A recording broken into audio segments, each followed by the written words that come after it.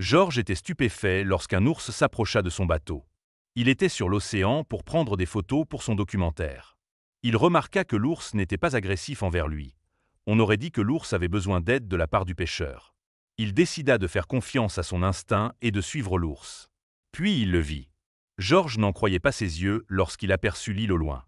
Elle avait l'air très mystérieuse. Il ne savait tout simplement pas pourquoi l'ours l'aurait conduit jusqu'à cette île. Georges dit à son équipe de se préparer à tout, car cela pourrait être le début de quelque chose de très intéressant. Ils accostèrent sur l'île, l'ours préoccupé et inquiet en même temps. Que se passait-il ici? L'ours conduisit Georges dans la forêt. Cela rendit Georges un peu mal à l'aise. L'ours ne montrait toujours aucun signe d'agression. Puis il le vit. La bouche de Georges tomba sous le choc. L'ours les avait menés vers un autre ours. Cette ours femelle semblait être enceinte. Il y avait autre chose.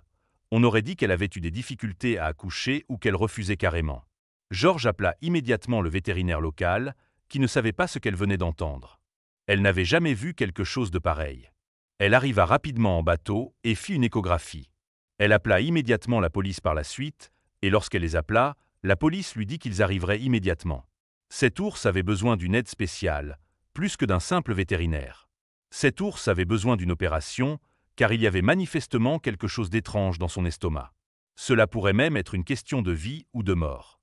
Lorsque la police arriva enfin, elle aida le vétérinaire à endormir l'énorme ours presque sans vie, mais la police ne se contenta pas d'aider le vétérinaire. Ils s'adressèrent également à Georges. « Monsieur, nous avons besoin que vous veniez avec nous. C'est important. » Georges était sous le choc. Qu'avait-il fait de mal? Georges répondit aux questions sur lui-même et sur l'ours. Cela faisait de nombreuses années qu'il était pêcheur et n'avait jamais rencontré quoi que ce soit d'étrange. La police ne croyait pas son histoire. Lorsqu'il eut fini de répondre à toutes les questions, il entendit de l'incrédulité dans la salle de chirurgie. « Je ne peux pas y croire, » dit le vétérinaire. Mais que trouva le vétérinaire à l'intérieur de l'ours qui le surprit autant? Cela faisait presque 1 an que Georges pêchait dans cette zone pour maintenir l'équilibre dans l'océan. Il avait aussi été chargé par les autorités locales de préserver et protéger les espèces en danger. Cela n'avait pas été facile récemment. De nombreuses figures suspectes avaient été repérées dans les eaux. Cela avait été un processus lent et difficile pour Georges et les autres environnementalistes pour garder chaque animal en sécurité. Un jour, alors qu'il suivait son trajet habituel, Georges aperçut quelque chose d'énorme au loin. Au début, il pensa qu'il était simplement épuisé et qu'il voyait des choses, mais lorsqu'il s'en approcha, sa bouche tomba. Comment cela se pouvait-il? Ce que Georges vit le terrifia beaucoup. Il recula même un peu. Georges ressentit immédiatement le besoin d'aider l'animal. Il y avait définitivement quelque chose de très étrange. Puis l'ours s'approcha de Georges tout seul. Il n'avait jamais vu un ours nager ainsi vers un bateau. Il devait certainement venir de près, car les ours ne restent pas aussi longtemps dans l'eau. Georges commença à s'approcher de l'ours. Il avait un peu peur, mais son amour des animaux était plus fort. Il décida d'appeler du renfort auprès d'autres pêcheurs. Lorsque Georges parla à son supérieur, il n'eut pas de doute, il fallait agir immédiatement. Il fallait sauver l'animal de ceux qui le poussaient à agir ainsi. Georges devait absolument agir vite. Georges suivit l'ours jusqu'à une île. Il demanda à son équipe de rester derrière au cas où, puis il rencontra l'ours femelle enceinte. Il signala rapidement à son équipe de venir l'aider. Avec l'arrivée rapide d'autres pêcheurs, Georges commença à s'approcher lentement de l'ours. Les ours sont des animaux fiers. Il n'avait aucune idée de la façon dont ils réagiraient face à lui. Puis il se tourna vers Georges. Georges resta figé pendant 1 minute. « Reculez !» criaient les autres pêcheurs. Ils avertirent Georges que l'ours pourrait devenir agressif dans cet état s'il se sentait menacé, car il essaie de se défendre. Les pêcheurs trouvèrent alors d'une autre solution. Ils décidèrent qu'ils devraient appeler quelqu'un et essayer de contacter le vétérinaire le plus proche. Lorsque l'appel avec le vétérinaire se termina, le pêcheur qui l'avait appelé réagit sous le choc. Le vétérinaire dit que les pêcheurs devaient quitter immédiatement la zone de l'ours, sinon il les attaquerait certainement. Elle demanda aux pêcheurs de faire une chose avant qu'elle ne puisse traiter l'ours, l'endormir afin qu'ils puissent l'examiner de plus près. Georges s'assura qu'il sécurisait bien la zone pour que le vétérinaire puisse s'approcher en toute sécurité.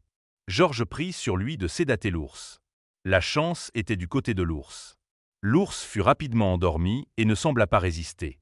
Maintenant, les pêcheurs pouvaient clairement voir où se trouvait la bosse sur le corps de l'ours. Georges rappela le vétérinaire, qui n'était toujours pas là, pour lui signaler leur découverte. Les rangers étaient curieux de savoir ce qu'ils devaient faire ensuite. Mais alors, Le ton du vétérinaire changea immédiatement après avoir entendu où se trouvait la bosse. La bosse était située à un endroit très spécifique du corps, au début de l'estomac, ce qui signifie qu'elle ne pouvait probablement pas pénétrer dans le corps de l'ours. Mais que pouvait-il y avoir à l'intérieur de cet ours? Il était évident que l'ours avait avalé quelque chose qu'il n'aurait pas dû et qu'il nécessitait probablement une opération immédiate pour survivre. Il n'y avait pas de temps à perdre, mais les pêcheurs ne savaient pas quoi faire. Ils demandèrent donc au vétérinaire ce qu'ils devaient faire. Était-elle là dans le délai crucial, ou devaient-ils amener l'ours à elle? Ils espéraient que c'était la première option, mais pour que le vétérinaire parvienne à l'endroit où se trouvaient les pêcheurs, cela représentait un défi, car elle ne connaissait pas l'emplacement exact des pêcheurs sur l'île. Un des pêcheurs proposa de venir la chercher, mais cela prendrait trop de temps. Il y avait encore des gens au port qui connaissaient précisément l'emplacement des pêcheurs et comment s'y rendre. Le vétérinaire décida donc de se rendre au port. Après avoir expliqué la situation, un responsable se montra prêt à l'aider, et ils allaient utiliser un bateau à grande vitesse pour traverser l'océan, ce qui n'était jamais facile. Le vétérinaire vivait une expérience difficile. L'ours semblait épuisé et n'avait aucune intention de rester à son emplacement actuel. Il avait attendu suffisamment longtemps et tentait à nouveau de bouger. Les pêcheurs ne savaient pas quoi faire ensuite. L'ours bougeait toujours très lentement, si bien que les pêcheurs purent bloquer son chemin vers les profondeurs de la forêt avec des blocs de bois. Ils ne pouvaient pas endormir à nouveau l'animal, car ils avaient utilisé tous leurs sédatifs. Le vétérinaire en avait une dose avec elle, mais ils durent patienter pour son arrivée. L'animal semblait visiblement agacé par cela, et les pêcheurs durent être prudents.